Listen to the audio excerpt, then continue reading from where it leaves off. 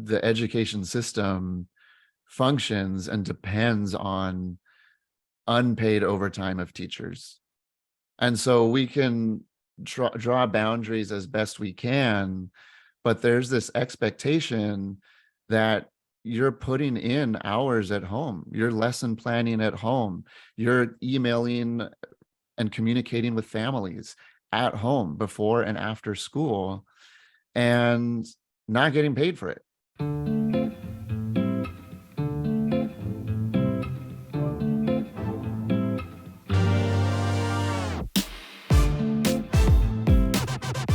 Welcome to another episode of AKA Teacher. This is Angie, and I'm here with all three of my co-hosts, Daniel, Sheldon, Joanna. How are we doing? Pretty good. Yeah, we're I'm doing. out here. I'm out here. We're here. Well, our listeners would probably enjoy knowing how many technical difficulties that we've had. It's bringing back flashbacks of online learning, of having to be on Zoom. Is my mic muted? Is my camera working? Everything like that. Right. Definitely. Yeah, I been think a my journey. tagline for 2020 or 2021, whatever it was, can you hear me now? Yep. Or you're muted. Yep, exactly. Yep. Well, I think I'm going to begin kind of talking about this episode that we're going to go on through today. And one of the things we're going to do is we're going to revisit the Pass the Mic from our last episode. We had a great Pass the Mic, but I found myself, I'm going to read, well, you know what? First, I'm going to read the Pass the Mic. Then I want to reflect personally on what we talked about. And then I want to just get your guys' thoughts too. So here is our Pass the Mic from last time. This is from Rachel from Rockford. I work with a lot of international students, and one day a student from Sierra Leone came back from gym class in tears. He wanted to play basketball, but the other kids wouldn't let him play. The other kids were Black and told my student that he couldn't play because he acted too white. My student was so frustrated. He pointed to his arm and he said, "We have the same color skin. Why do they treat me like this?" But they don't let him play, and he left furiously. As a white teacher, the moments of racism were really hard for me because I had to explain how this thing worked against my students without them understanding it. So when we were together last time, I felt like we weren't able to devote enough time to this bigger picture, which, I mean, honestly, in itself could probably be multiple episodes. And I felt like maybe we quickly moved on from the concept of race and about the phrase, even like you're acting too white, and focused more on international students. But I found myself like after the episode was done, the next few days, I'm thinking about it like, I don't know if we did the right thing. I don't know if we talked about the bigger picture here. And our producers kind of offered us this opportunity, not only to revisit the topic, but maybe to bring Shelton and Daniel in on the conversation and let us all to maybe digest this one just for a little bit together. What do you guys think? I can say, just hearing the story, the first thing comes to my mind with, I primarily work with African American kids in schools because they don't see people that look like them. So one thing I've learned, like they're not, so with the child from Sierra Leone, which is Africa, I make a connection. When I first start my groups, I make a connection from Africa to here because everybody don't believe that we're from Africa, that part. But I just show them like a lot of traditions and the things we do, where we come from, a lot of the foods we eat, the music we listen to, how that correlates or aligns with Africa. So because I do have a lot of international kids and kids from Africa that are in the groups.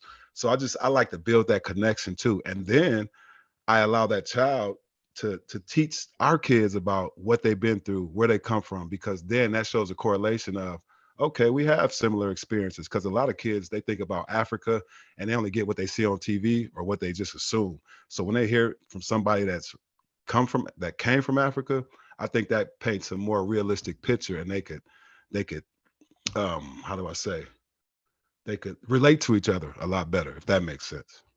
Yeah, it does. Something that came to mind for me was the book by Beverly Daniel Tatum, Why Are All the Black Kids Sitting Together in the Cafeteria? And, you have a student who's in tears, and they're hurt, and they're trying to figure out, why did this happen? Why did this happen to me? And so as a teacher, you want to comfort them, you want to believe them and ease their hurt, and figure out what happened, that they were excluded, and that they were hurt like this, and that this was done to them. And that's kind of at the forefront. When I hear the phrase, that someone was acting too white in this context, regardless of their skin color, I'm thinking about that book and groups, circles, cohorts of students of one particular race, in particular races, non-white groups, that those spaces become a very protected space, a very safe space against cultures, the culture of whiteness and white supremacy creeping in and encroaching on that space, and potentially putting at stake their feelings of safety, because they've gotten to know the way this system works, and the way this system works for some and not others. And these spaces, these affinity groups can uphold identities, can be a place where people can develop their identities, can develop connections with each other, share stories, have shared experiences from a common understanding. And so I think there's something to be said about not jumping to say, like, oh, there was exclusion and we want inclusion, so anything that's not inclusion must be wrong. And looking at it from the perspective of, well, what were they protecting? And I think there's something considerable, even though there was harm done to another student, there was something considerable that they were protecting and standing up for, not only themselves, but their culture and their race, against this system of whiteness. And to piggyback off that, acting too white, I forgot to mention that. Like, a lot of my kids I deal with, they will get certain other black kids that I deal with. They'll talk about other black kids and say, we don't want to deal with them because they act too white. I'm like, what does that mean? But they can't answer. But so that opens an opportunity for me just to show the difference in who we are as humans. But I do understand where they get this mindset of thinking from, music they listen to, and how they feel too. Like Daniel said, like coming to a school every day and you don't feel a sense of belonging, that will make you protect yourself, and anybody that's not like you don't want to deal with that. So I do have a foundational understanding of that. But with the too white, that opens up opportunity to make them tell me what it is, because I know it's not a thing. But then that also gives me the opportunity to explain the differences in who we are and why we are. And usually they think acting white is because I talk proper, I do good in school, I do things a certain way. But then I'll turn around and ask them, like, well, how do you want to do? Like, how do you want to be? Do you want to be successful in school? And what does that look like? And it fits right into the box of acting white. So then then they start to get it. So a lot of these kids, in my experience, they just don't have a sense of who they are or why they are. And then that takes my job under the surface a little bit, a lot of days. That concept of who they are and why they are, and then that protection, those are interesting to me, because I wonder if, as they are trying to figure out who they are, so I'm thinking about like a standard high school age kid when I'm thinking about this, they're all trying to figure out who they are. And with that unknown comes that like scariness of like, I don't know where I fit. I don't know where I want to be. And the comfort of seeing people who look like me, I'm going to find myself in that space, and then I'm going to protect it. That's a really interesting concept, the concept of like protecting the group with which I find my identity. I really like that. That resonates. I think about too, though, just that moment. Like, how do you connect and provide comfort in that moment? Because we know it's deep in a bigger issue. And yet this is the kind of stuff, this is why I'm guessing Rachel from Rockford's writing in, to be like, This is just one of hundreds of this type of moment in a day of like where there's a disconnection, where there's a misunderstanding, and how we've been kind of challenged as a profession recently, especially about worrying about how to handle that, and that's almost part of it is like, am I, the super over analysis of like, did I say the right thing? Versus it is, I think, instinctive in most of us to just offer the compassion. You know what I mean? And Oh, yeah. offer the connection. So that's I think about it's those, we have this larger system and the status quo and how it is. And then there is just teaching is made up of all of these tiny, these moments. And we, again, as humans with emotions, we can't predict what it means to whom, you know what I mean? And what thing, really strikes deep versus doesn't. And to me, it just makes me think about, that's why Rachel was writing in, right? It's like, because, and it's actually then why you wanted to revisit it, Angie, like, right. We carry these things. But really it's about, because we kind of really do always want to get it right with the connection and honoring someone's heart. Yeah, to piggyback off you, I always again like to educate the kids and teachers sometimes. The word race, like we throw that around loosely, but we don't understand like that even that word was made up to divide us. So when we think about race, I like to put it in perspective. When you think I ask the kids, when you think about a race, what happens? They say somebody wins and somebody loses. So then I put them in the box and then I say, well, this is a construct that we're living under, that we're living in to make you feel that way. But the truth is, you got to dig inside and understand where you get your validations from. And I always ask about role models because a lot of kids don't have role models, or they got people on TV, which is fine. But when you don't have that navigation in life, especially as a person of color, you get lost real fast. And then it turns into that I'm protecting my space wherever I am and how I am. And it translates into those behaviors sometimes.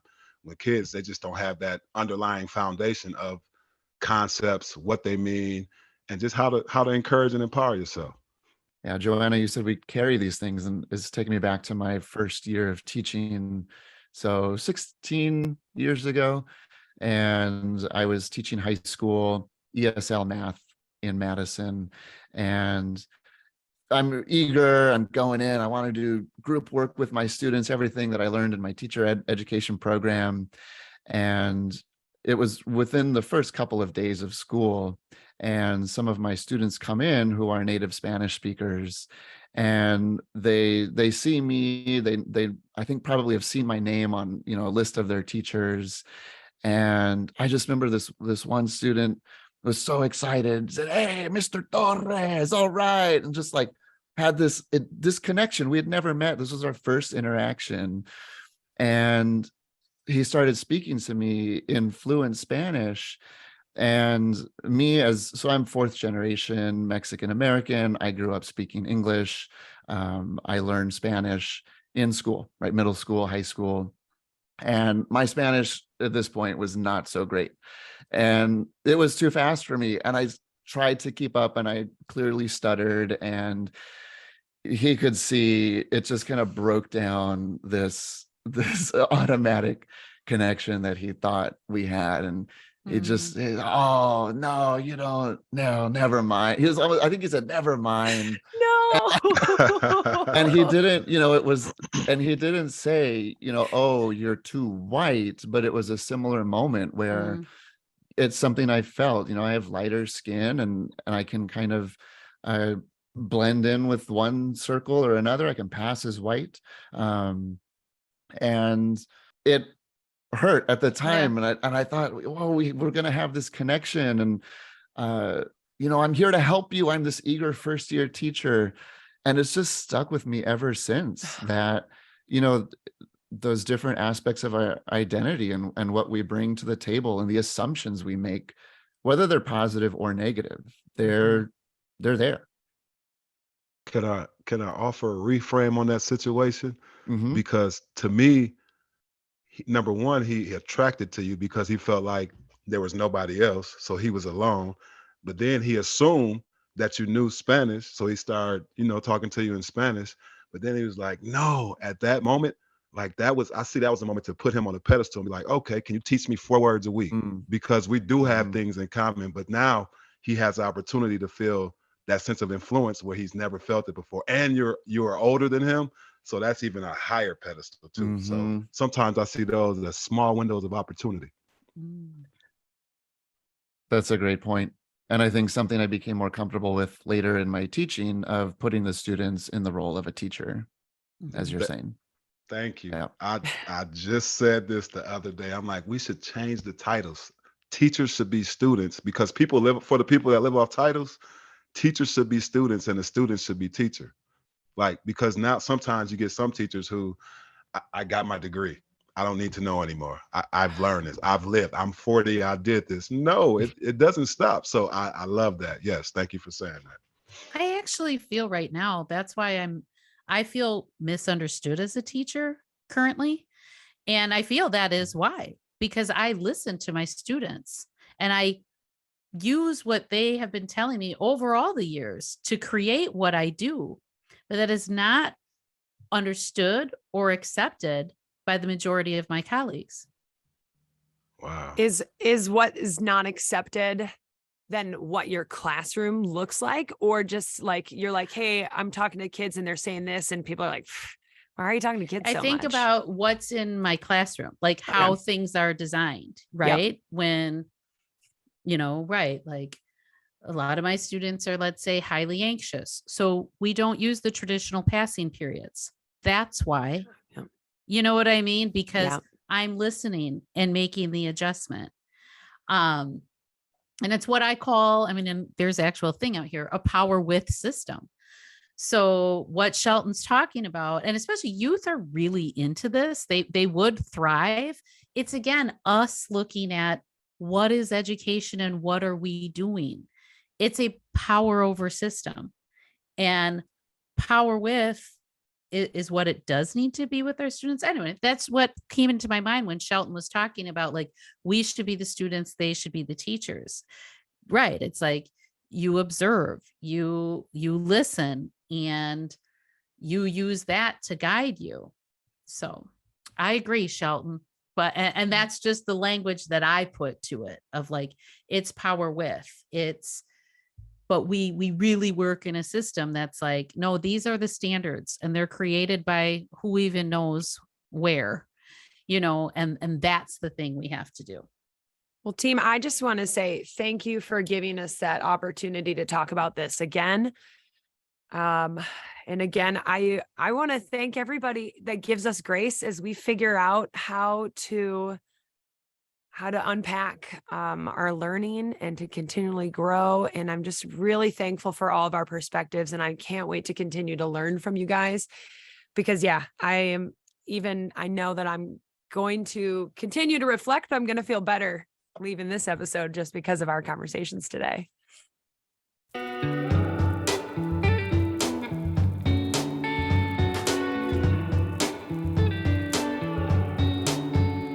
So we want to talk about the idea or the concept of boundaries. And when I think about boundaries, I'm thinking about it as myself as a professional, but I'm also thinking about my personal life. I'm also thinking about like the community. When you guys hear the word boundaries and you relate it to our work in education, what does it make you think about? For me, I'm just recently learning that I have to disappoint people because I have a personality where I want to help everything and everybody.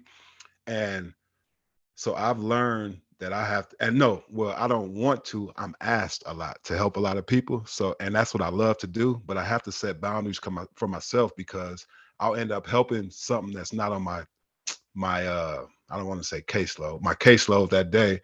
And then when I'm sitting to do what I need to do, I'm just drained. Energy is gone. So I've learned disappointing people protects my yes. And if I want to have a healthy work life, I have to learn to say no to people. And a lot of people, because I'm Black, They assume I have all the black answers. Not everybody, but a lot of people. So I have to set that boundary of, even when a teacher's dealing with a child that's black, they'll come to me and like, well, can you come do this? Help me, this child. And I'll ask them, what have you tried? And that's my boundary. Because then that makes them reflect on, usually they'll say, you know what? I haven't even tried anything. So instead of saying, don't come to me with your black questions, I've learned to ask that question back to make them think about it. So those are my boundaries that I have to set. Well, the first thing that comes to mind for me is the fact that the education system functions and depends on unpaid overtime of teachers.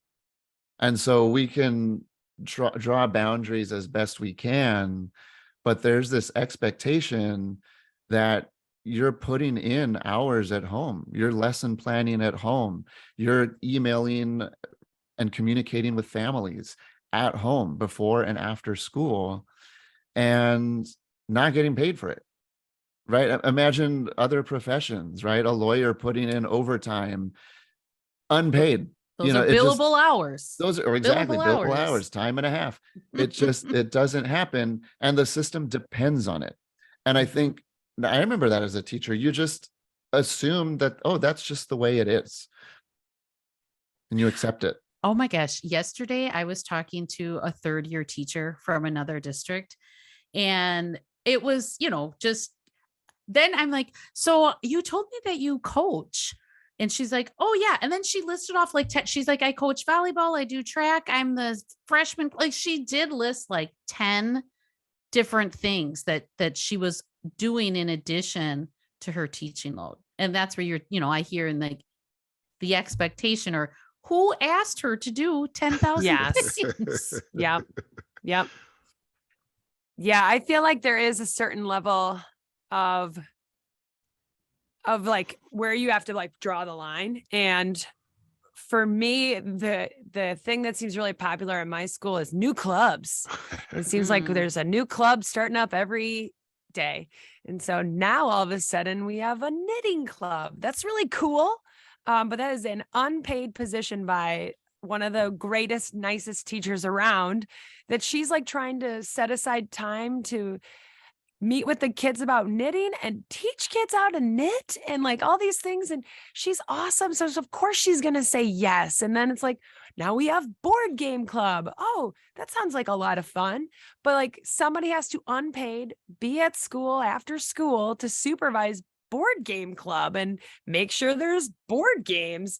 And it seems like at some point I started doing like what you did, Sheldon, is making kids disappointed, which hurts. Yeah. And be like, no, I'm not gonna be the advisor of your science club, because also we have like, 7 other science clubs, but it'd be like the kids just want to be in a club. And you're like, I don't even know. I think it'd be you and 3 people in like shoe tying club, in like yo-yo club. And so that's where I worry about teachers, because we're letting down students, which hurts. And letting down is probably the wrong phrase, but like, I feel pressure to. Is like, if there's this need, if they're asking, why can't we build this into our day? So again, the fact that it never changes, that it's like kids wanting to knit, super cool, great, healthy. Let's build it in. Science clubs, I've always been one to question, extracurriculars, and in terms of the equity space of like, who gets involved? How are they able to get involved? Like, I don't know, makes me question, like, how come we can't build that in? But for you, are you saying then, Angie, that your boundaries too are around disappointing people, or what do you think about for yourself? What's up with you and your boundaries? Yeah, it's definitely saying no. And it's hard. I joke a lot that I'm voluntold to be a part of committees, or for me particularly, sometimes it's on the fly presenting or talking about something at a professional development. So we're about to have a PD on Monday and it's Sunday night, and I get an email, hey, can you talk for 15 minutes about X? And or the PD is happening, it's lunch, and somebody comes up to me and says, hey, we're not so sure if we like the next thing. can you talk about this thing I know you do in your classroom? And I can go ad lib and talk about it, but sometimes I'm like, oh no, why? Why do I gotta be the one to like save your butt right now? Like it like jars at me. And so no, I have terrible boundaries. I should really be a student of this podcast. And because I like I said all the time, I get voluntold to be in I things. love that you're bringing up the phrase Oh voluntold my in case God. people haven't realized, like, that's an educational term. And that is real. That's real. Yep. I think that's a big difference though, right? Joanna, you're talking to that teacher who's all involved in all these clubs. I imagine they volunteered for those, right? But then there's these things we're voluntold to do. I was also similarly talking to a teacher recently, and he's involved with multiple innovation projects at the school, multiple clubs after school. And I checked in with him and just said, how are you doing? Are you okay? Like, is this too much? And he said, no, I love it. Those are actually the things that fill him up, that make him excited to come to the job every day. And it really resonated with me because in my first 5 years of teaching, I was thinking about the clubs that I was involved with. I coached gymnastics. I was, advisor for the National Honor Society. I co-directed a play at the school that I was at. And those were the things that filled me up. Now, I was young and I didn't have kids, so I was able to give that time. And then I was at another school, which was a college preparatory charter school. And we put in so many extra hours to have extra tutoring for our students. Sometimes we'd be there till 7 o'clock, 8 o'clock at night. Teachers would brag to each other that they closed down the building that night. And it was just this culture of do whatever it takes. And I think sometimes we hear that too, that you got to do whatever it takes. And we're convinced that staying hours unpaid after school is what it takes. And then I started having kids, and that really changed where my boundary line was. Well, and Daniel, did you notice this? So I was very similar to you. I feel like in those years when I was a brand new teacher, no children. Joanna, you can maybe comment on as well. I had no kids. So I was like, I'm involved with so many things and I am unstoppable. Like, yeah. And then I had kids and I couldn't be involved. That's just like the facts. I had to pick up at daycare at 4:30. Like that just has to happen. And I really felt bad about myself. Like, now I'm not involved in anything. Like now I'm lame. And then insecure about younger teachers coming in, and not even insecure, like, ooh, they're better than me, but like, I used to be that good and I'm not that good anymore. And it really took me, like, my oldest is 9 years old now. And I would say I've gotten comfortable with that level of like, I just can't be involved in stuff. I got kids. This is a season of my life. And it's now probably from the pandemic. But I mean, like in the past 4 years, did I finally have the confidence to be like, I can't be the advisor of all your clubs and on every single education committee. I got kids I got to go care for, and they're more important. But it was hard. Did you experience that, Joanna, at all with you? I have always been pretty, I just see how systems work from a young age. And so I've always been really pretty protective of my energy and my space. And in a way, I think about just growing up, like when you grow up in chaos, and it can be a skill that you learn. And so it's helped me in adulthood. I feel like I am very aware of like where my levels are versus, like what I need for me versus what I can give to you. And so I would say I wasn't so much on the clubs and activities tip. I have always given a ton to my union. But similar to the guy that Daniel, you were talking about, it actually fills me up, or it feels like it's just a natural, like I said, I won't get off this thing and I'll be talking to this girl who I'm helping. You know what I mean? Like it's kind of a natural part of my life. However, I just continue to be like, how come this can't all fit in? How come helping and offering assistance and guidance to my colleagues can't really just be part of my work in a school district? How come, like I said, these things that really do bring energy and joy and are healthy for the students to do the clubs and the activities, how come this can't be a part of what we're doing? But so I don't know. I really have never been. No, you could probably hear I've been on other podcasts where I kind of brag about, like, I ain't going to sit on your committee. If you ain't going to pay me, no. Committees commit to do nothing.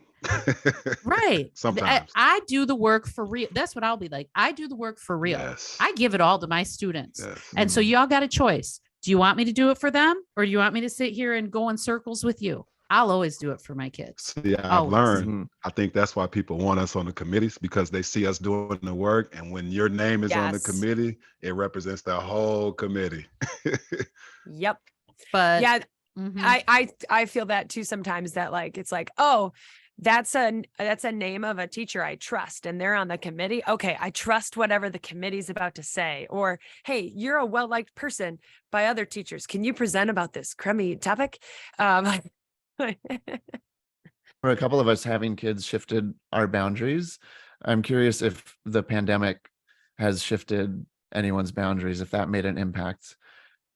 So I was going to ask a kind of an opposite question. Do you think the schools after the pandemic, like, because they got to catch up on all this academic, like they just lost total boundaries of people and what they're doing? So double-edged question, I think. That's a good question. Mm-hmm. And I think you both are yes to both. I think that the schools, families, kids, they've totally lost boundaries. I get an email at 8 p.m. on a Sunday. At 8 a.m. on a Monday, I'm asked, did you see my email by a kid? It's like, no, the day's about to start. And it's like it's like, why didn't you see you didn't reply within 12 hours. Why didn't you reply? And so I do think that there's a lot of blurriness there. Like parents are like, oh, they're going to be gone. Can you just videotape every single class for them? No, I can't. But then to Daniel, your question, I do think the pandemic really did continue to build in my confidence of like, my kids need their mom. They only have two parents and I'm one of them. So I can't not be there for them. So it has helped me with the pandemic, I think. I was thinking about what Shelton was saying earlier about trauma, and you have students who have trauma, and as a teacher, you're fielding that, and it's secondary trauma. Yes. You're helping them process it. You're helping them work through it. And with the pandemic, everyone was experiencing their own trauma, their own grief, their own sense of loss, whether they were losing friends, family members around them, or just a sense of loss of the way school was and the routines of everything. And so on top of your trauma, you're also hearing the stories of the students who are experiencing their own trauma, and that level of secondary trauma. I know during the pandemic, I was introduced to the phrase compassion fatigue, separate from, compassion fulfillment, where we're fulfilled when we act compassionately. And as teachers, we care for others, we help others.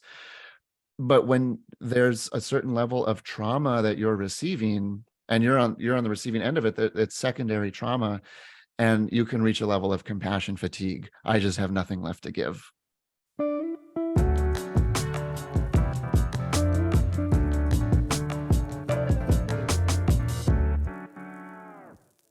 Okay, now we're going to move on to our true story segments, in which these stories we will hear from an education, something you've experienced. It could be funny, uplifting. Just want to hear some stories about what's going on.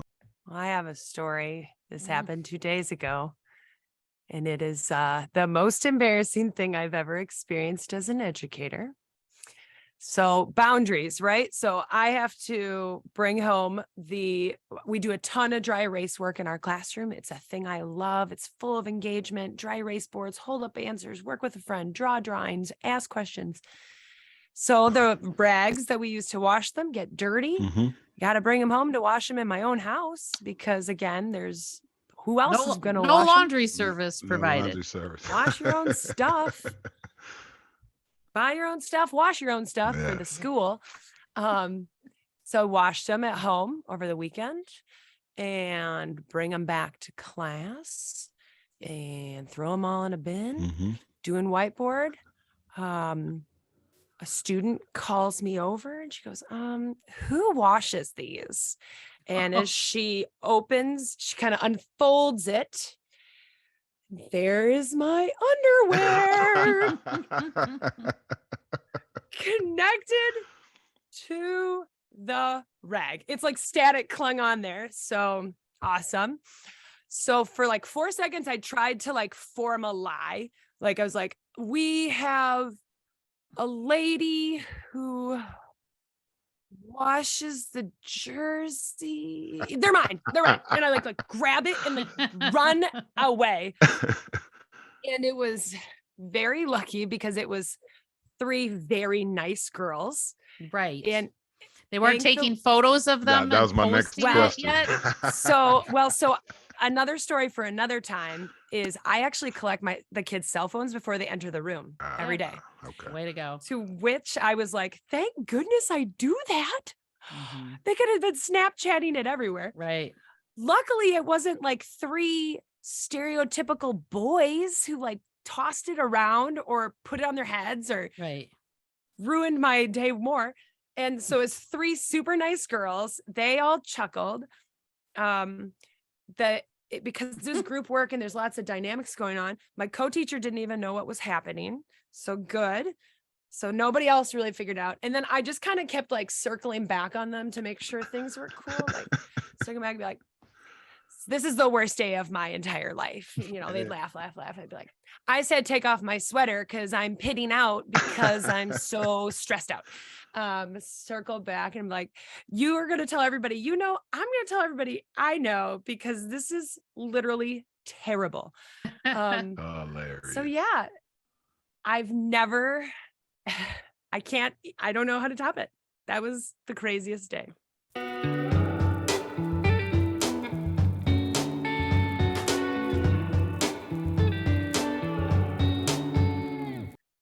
All right, let's move into our look back segment where we do some reflecting on our own personal teaching practices. And remember, nobody's perfect, so this can be things that you're working on.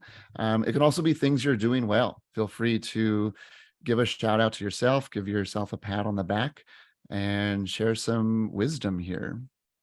Today, I'm just gonna get a little personal. I've been working on myself, believing in myself, and I know I'm gifted at what I do, but because I went through some personal things, it's hard to believe and receive that. So today I had a situation with a student that I walk into school and I seen the counselor and the psychologist talking to him, and I hear the conversation, and I just throw in a little input, little insight from my experiences. And after that conversation, the student's energy perked up a lot, and the psychologist and the counselor, they were like, man, I wish we can just have you here all day, every day. Matter of fact, you want to go for principal? And she was joking, but what I explained, what I'm going through personally, like that made me feel good because it made me feel like I actually had an impact. Because sometimes in my job, because I move around from school to school, I don't feel like I have an impact, but just hearing that just validated what I'm supposed to be doing. So that's a small little reflection.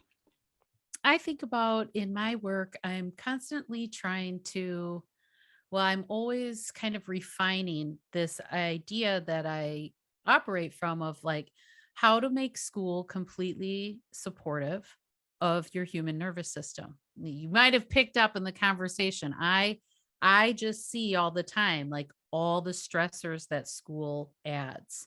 And our expectations are everything's designed as though you're, productive, functional, and in this space. And yet there's so much within the system that actually sets off the nervous system. And so I refine that work from the moment.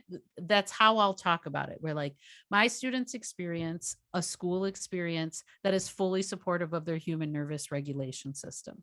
And so it makes me really think about every aspect that we do. And just recently was the end of a term. So in high school, that's time to reflect, portfolios, tests, all that kind of stuff. And so the portfolio that we just created and did was really reflective of this sequence that the students use of regulating, connecting, centering, exploring, and reflecting. And I'm just feeling really good about the feedback that I got from that, because I'm very always intentional to set up an internal question and an external question. So again, like on the outside, this is what you might see, but internally, this is what I'm feeling. And one of the things in particular was by the end of the day, I was asking the students to evaluate, like in the closing circle, do I feel like centered or scattered? Do I feel connected or separate? And anyway, I was feeling good that I'm like, yes, I like when I come up with good assessment pieces. Like I'm really good at the standard piece and, I don't know. So I don't even know if that made sense, but I felt really good about this standard piece. Where can we find these like self questions? I like some of those. Oh, well, they're all in my Google Drive. Ooh, well, we're going to need that Google Drive linked to this episode, please. Hey, well, and I really am. I offer that to y'all and AKA listeners. Like that is what I just know it works. This whole like putting the internal side to everything and offering that to students and that connection. So yeah, I'm feeling really good about my recent portfolio and the feedback that I got and how the kids can even just talk about it themselves. So feeling good and aligning that nervous system regulation. Do you find that so we were talking earlier about like when kids are starting to build up for holidays, build up for kind of these bigger events, that there seems to be a lot of like maybe all of a sudden the inequities are showing themselves. Do you see like a difference in sometimes how the kids write about themselves as the year goes on? Do they get better like throughout the year? Do all of a sudden will you see some magic in how they reflect? Are they hesitant in the beginning? Oh, I think some of the part of the thing that I do that I honestly do feel is amazing. No, it don't take all year. It's pretty immediate. Yes. It's how you frame things to children. Yes. When you Yes. frame it as like, this is just your nervous system. Your nervous system works quite well, instead of, well, you don't have as much of other people, or you like, I don't talk like that. That's judgment. Thank you. Bias. Yes. It is just life. Here is Yeah. life. Here's how it works. We go through emotions all through the day. Mhm. Let's build some awareness around it. And seriously, the way you position that, my experience has been, and I've been doing alt ed for 26 years, is it's how you position it. Yes. And the kids really do understand it. It gives them a language. It's pretty immediate. And Yes. so that's actually something really beautiful I get to see is kids just do feel better. And then when you feel better, you can do better. Yes. So I think it's no, it don't take all year. I think I said Good. in one of these other episodes where I'm like, I'm not one of these people who's like, if I could save one life, I'm like, no, or if I can change one kid's, impact, it's like, hello, that's a low bar. So no, I'm Yeah. not waiting all year. I got 150 kids to Right. worry about. Yes. I ain't waiting all year. This is happening pretty immediate. However, how they judge their growth, is out there. It's like, it's individual, like how they judge it. But no, I think it's a concept. Again, it's our most innate human stuff. They get it. I don't know if it was stress over the election or what, but I started meditating for the first time in my life and set a SMART goal, realized I needed a SMART goal, and downloaded an app. And I said, I'm just going to do 5 minutes a day. I don't need very much because I want to try to build a habit. And I did 7 series one. I'm going to start with 1 week. I'm going to do 5 minutes a day. And I got through the week, and I've been doing it every day since. Is something I've never done, I love it. and building new habits. And I realized too, I think something I'm to work on with SMART goals is knowing the difference between where to set a SMART goal and where to keep something as a vision. And as we talk about the holidays and the new year coming up, I realized when I set a New Year's resolution, I set those as a vision. I want to be healthier this year, right? I want to include more art in my life. And then it may or may not happen because it stays at that kind of pie in the sky level idea. And I don't break it down into a SMART goal, right? What am I going to do in January? What am I going to do the first week of January?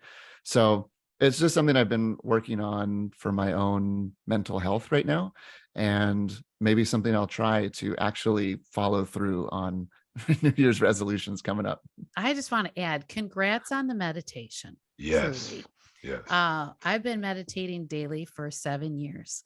And What? because of that, yeah. And however, what I was going to say, through my meditation practice, let's say, I've moved from SMART goals to intentions. SMART goals now make me be like, time bound, report out. No. Anyway, so you may progress, it's, or I hear you talked about a vision. I call more an intention, like, here's what I'm really hoping for. This is what I intend for it to happen. But no, I hope it really brings peace and joy. It's great for your nervous system. I love it.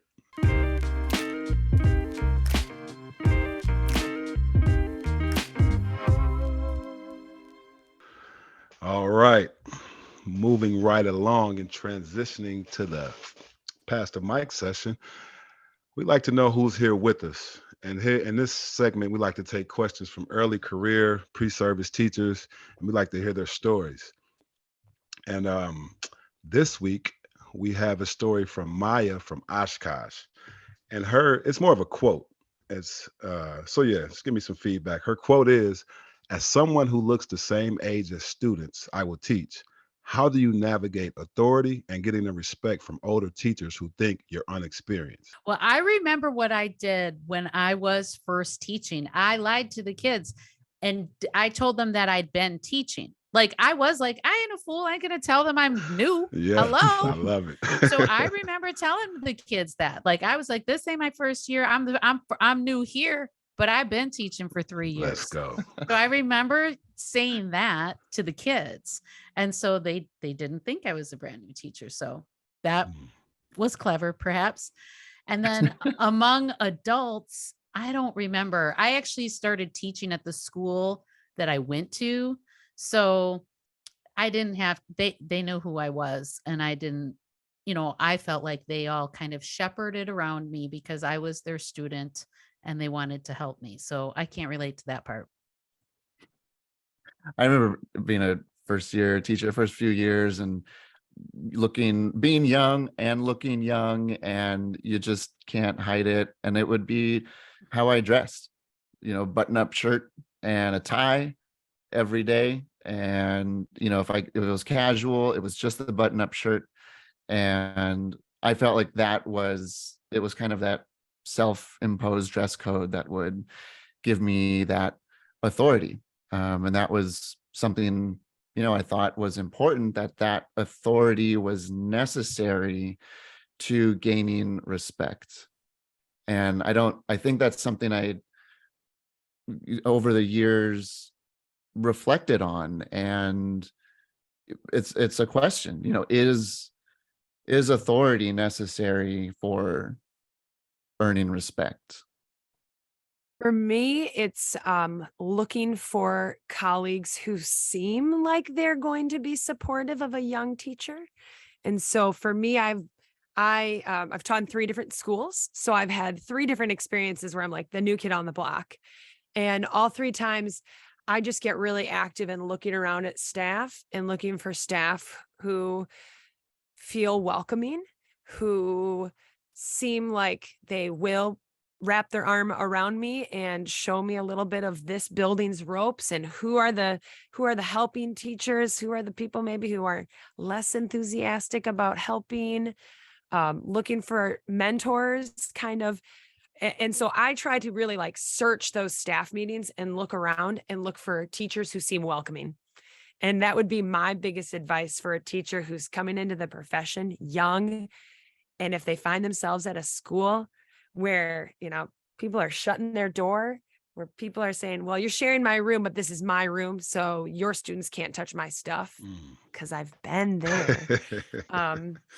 Then I start just looking around for who seems positive, who seems like a teacher who's willing to take me under their wing. And then also doesn't have to be a teacher. At my current school, one of my biggest mentors is a guidance counselor. She'd hate that I said guidance counselor. She's one of my biggest mentors, and she's not even a teacher. But I know that I can go to her and that she will help me think about problem solving, and that she's got my back. And I found her my first year at Middleton. And so, my advice would be is to look for some helpers and colleagues. I love it. And I'd also say just enjoy it. It doesn't last that long. And so kind of enjoy it, because it can be fun, in a sense of the whole, like, I get you. I'm in this with you. I know I was right where you were. Yeah, I'm thinking of some advice I heard years after I was a first-year teacher. I wish I had heard it earlier. And it's in a commencement speech. I believe it's for Pitzer College, and I'm forgetting the name of the speaker. But the speaker says to the college graduates that sometimes you're going to go out into the field, into whatever career you're going to have, and you're going to be the youngest person in the room. And there's going to be all of these veteran people around you, older people around you, and they're going to know better than you. And you need to know when to listen. Basically, be quiet and listen, because you're wrong and they're right. But you're also going to run into times where you're the youngest person in the room and you are the one who is right. And you need to speak up and stand your ground and challenge the ideas of others. And he said the hardest part is gaining the wisdom to know the difference between those situations. And no matter how old I get, it's true that when you're in the room, knowing the difference between those two and feeling it out, whether you're a similar age to your students or friends, colleagues, whoever's in the room, that's really hard to know the difference. That is beautiful. That's great. Yep. Well, I just want to thank everybody. And this has been a nice night. I'm going to walk away from this with a smile on my face and some positive reflections. And we just want to thank our listeners for being with us, for spending their time with us as we kind of reflect, stumble, question, and grow together. We'd also like to hear from you. So if you are a pre-service teacher, if you are a new teacher, if you're a seasoned veteran with your own advice, or just somebody with a question, please feel free to reach out to us. You can record a voice memo, type it up, or send it to education@pbswisconsin.org. Make sure you put AKA teacher in the subject line. And head on over to our AKA Teacher podcast website, which is at pbswisconsineducation.org/AKA Teacher, to find helpful resources related to all of our episodes that we've recorded so far.